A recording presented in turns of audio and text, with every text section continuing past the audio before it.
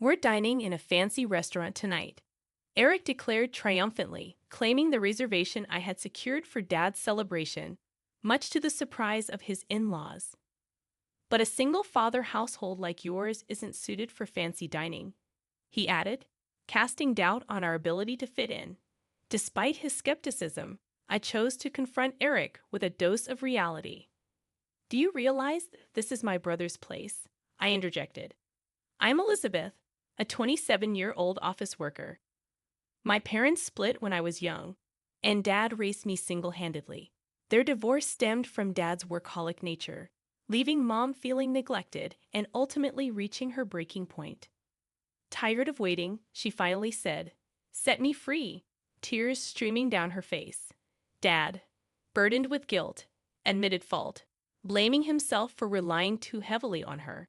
Despite their split, Dad always prioritized me, never missing a school event or special occasion. He shielded me from insensitive comments about our single-parent household with his unwavering love. After the divorce, Mom and I maintained sporadic contact, but her remarriage and new family strained our relationship, leading to an awkward estrangement. Dad, on the other hand, took early retirement to focus on enjoying life. He'd sacrificed so much for me, and I wanted him to indulge in his passions. Then, 2 years ago, I married Eric, a man introduced by a friend. Dad approved of him wholeheartedly, and his in-laws welcomed me warmly. But when Eric suggested we move into his family home, I hesitated. Both my parents were aging, and the thought of being far from Dad worried me. He reassured me, insisting he was healthy enough to live independently. "Call me if anything happens," he urged, relinquishing any guilt I felt about leaving him. With his blessing, albeit reluctantly, I agreed to move in with Eric's family, knowing Dad would always be just a phone call away. However, just a few weeks after moving in, I began to regret my decision. Eric and his parents, whom I initially thought were kind, drastically changed their behavior towards me. They began treating me like a servant, assigning all the household chores, cooking, laundry, and cleaning, solely to me, while they did nothing. When I asked Eric for help, his response was dismissive. "I'm tired from work. Housework is a wife's job, right?" My protests about my own workload falling on deaf ears. "You married me, so you should be devoted to me and my parents," Eric would retort. Coming home exhausted from work only to face an endless list of chores was overwhelming. But it wasn't just the chores. Eric's mother, Mary, relentlessly tormented me. She'd purposefully spill food to dirty the floor or complain about the slightest speck of dust. "The spot is dirty, you know," she'd order me to clean. After telling me this, she'd leave dirty clothes all over for me to pick up. And after I washed and carefully folded them, she kicked them apart. Moreover, Mary often made disparaging remarks about me being from a single-father household. "You can't even do housework properly because you weren't raised in a proper family," she'd say. "How pitiful. It's amazing you can hold a job. The company must be blind to hire such a bottom-rung woman. It's your dad's fault for the way he brought you up." Hearing such insults about Dad made me want to lash out. But the worst part was that John, my father-in-law, and Eric did nothing to intervene while they witnessed Mary's treatment of me. Far from supporting me, John looked at me scornfully, while Eric joined Mary in mocking me. "Mom's right, you lack any gratitude towards us. That's why she's cold to you," Eric sneered. "A woman from a dysfunctional family like yours would have been left on the shelf if I hadn't married you.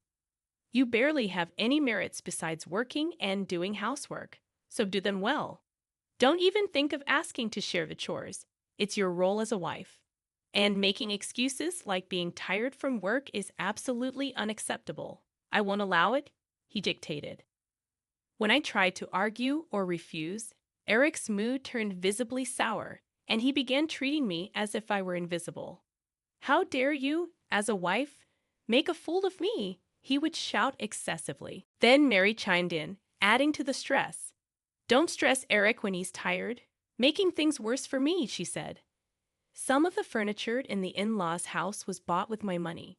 Coerced into purchasing them, I was abruptly taken to an electronics store and forced to buy under public pressure. Capitulating to avoid a scene, the harassment didn't end there. Even when I tried to visit my family for Christmas, they obstructed me. "You're our wife now. Focus on our preparations. We need a feast and thorough cleaning done. Your dad's all alone? He won't do much, right?" "We have other relatives to entertain," they insisted. When I persisted in going home, they responded childishly, spilling juice on my packed clothes, hiding my shoes, and issuing daily complaints and harassment. Reluctantly, I gave up the idea of going back home, unable to reveal the truth. "The in-laws' house is busy with Christmas preparations, so I'll stay in to help." "Sorry, I can't make it back," I told Dad. Dad didn't blame me. "Then it can't be helped." He gracefully accepted. "Don't worry about it. It's busier there with more people. I can manage fine alone." "So be it," he comforted me. Eric's ongoing tyranny made me seriously contemplate divorce, but I was troubled about how to tell Dad, who was purely happy about my marriage without hurting him. In the second year of this tumultuous marriage, Dad turned 60. I secretly made reservations at a renowned fancy restaurant for his celebration, anticipating complaints from Eric and his parents. I simply told them I had to return home briefly. They grumbled but reluctantly accepted when I promised it would just be for the day. Upon learning about the restaurant reservation, Dad was immensely delighted. "I'm so blessed to have such a wonderful daughter." "Thank you so much." Hearing Dad express gratitude made me incredibly happy. But I never imagined such an incident would unfold. As we entered the restaurant and informed the staff of our reservation, we were met with a shocking revelation: a reservation for two. "There are 3 people claiming to be relatives already seated there," the staff informed us. Confused, I went to see the reserved table, only to find Eric and the in-laws seated there. Eric noticed me, sneering with a smug smile. "Too bad you can't outsmart us and dine fancy just by yourselves," he said. The in-laws didn't even look our way, indulging in the feast they had presumably ordered for themselves.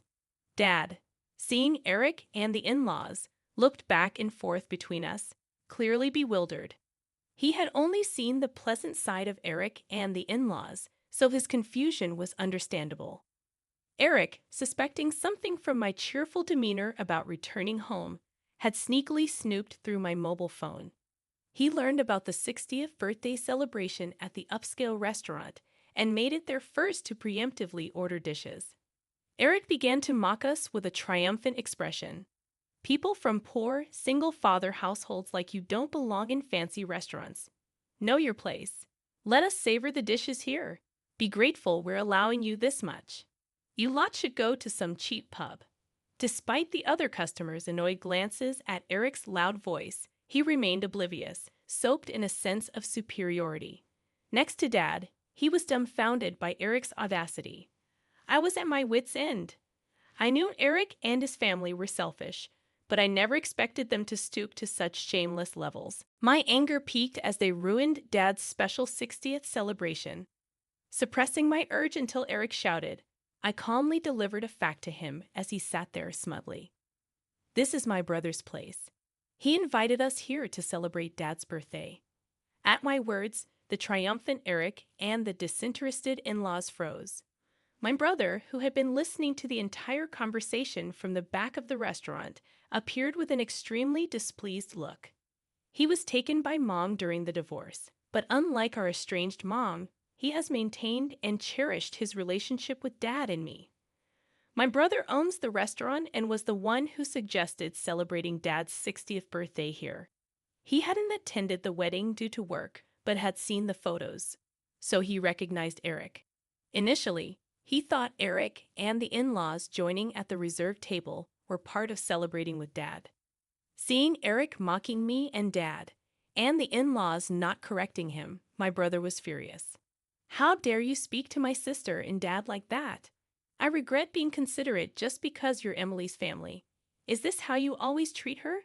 I prepared this seat for my sister's wish to celebrate Dad, not for people who hijack it just for a free meal. We will celebrate Dad and my sister's occasion on another day. You'll be paying for what you ate." Eric and his party started making excuses, but my brother left them to the staff and took me and Dad outside. I'm sorry for letting such people into the restaurant and ruining the celebration. I'll make it up to you. He apologized to us. On the way home, I explained to Dad all the mistreatment from Eric and the in-laws. After listening silently, Dad said, "If you're unhappy in your marriage, there's no point. Don't worry about me. Come back home." So, I didn't return to the in-laws' house but went straight to my own home. Shortly after, my brother called to inform me about Eric and the in-laws. They had caused a scene over the bill but reluctantly paid when threatened with police involvement. Minutes later, Eric called. "Where are you? You've embarrassed us. Send the money we paid," he yelled. "Then I won't pay a penny. I'm done with you and will be divorcing. I've gathered evidence of the bullying, so be prepared," I firmly replied. I had been collecting evidence of the harassment from Eric and the in-laws, which they never suspected. According to a lawyer I consulted, the forced purchases and other financial exploitations were enough to prove psychological abuse. Realizing I was serious about divorce, Eric panicked. No one but me would marry a woman from a single-father household. "Do you want to upset Dad?" he threatened. I scoffed. "Dad said my happiness matters most. I'd rather be with him than care for the likes of you," I replied. Still, Eric warned, "You'll regret this. Think it over." But I hung up and proceeded with the divorce preparations. Eventually, Eric and I divorced. He was reluctant due to societal image, but finally gave in as we neared court. I secured substantial evidence of psychological abuse, ensuring I received a fair settlement in the divorce. Additionally, during the property distribution, I took the furniture I had purchased for the in-laws' house, having the legal right as the buyer. The in-laws tried to complain, but my lawyer simply stated the purchaser naturally has the right of possession, leaving them defeated. A few months after returning to my parents' home, Eric reached out wanting to reconcile. Apparently, on the day that triggered our divorce at the restaurant, Eric's boss and colleagues were there for a work celebration. They heard everything he said to me and Dad. Eric's boss, who had struggled growing up in a single-parent home, was disappointed in Eric's disparaging remarks about single-father households. Eric lost his standing and any chance of advancement at work. Moreover, his colleagues had spread the story, and he was now regarded with contempt at work. The problems didn't stop at the company. The in-laws' house became chaotic too. Before our divorce, Eric and the in-laws had offloaded all household chores on me, and post-divorce, the in-laws entrenched in laziness, bickering over who should do the chores. Eric was being pressured by the in-laws to buy new furniture to replace what I took and to contribute more financially. "I was wrong, Elizabeth. I took advantage of your kindness too much. I've truly reflected and want to start over." Eric pleaded for reconciliation, but my feelings had cooled significantly. He likely faced more pressure to do chores at the in-laws' house and wanted me back to resume my role as a housekeeper. Perhaps he was also trying to offload some of the financial demands from the in-laws onto me, so I firmly rejected his proposal. "No way. I wouldn't get back with you even if you paid me. I can see you changing back and exploiting me again once we're married. I was foolish not to divorce you sooner without worrying about Dad. Then perhaps Dad's 60th wouldn't have been ruined. We're divorced now, strangers. If you contact me again, I'll consult my lawyer." I hung up the phone. Perhaps my mention of a lawyer resonated because I received no further reconciliation attempts from Eric. Now I'm living happily at home with Dad, and my brother occasionally visits, bringing gifts.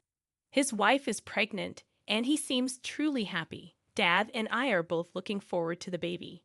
While I'm not considering marriage anytime soon, if the opportunity arises, I'll be sure to choose more wisely.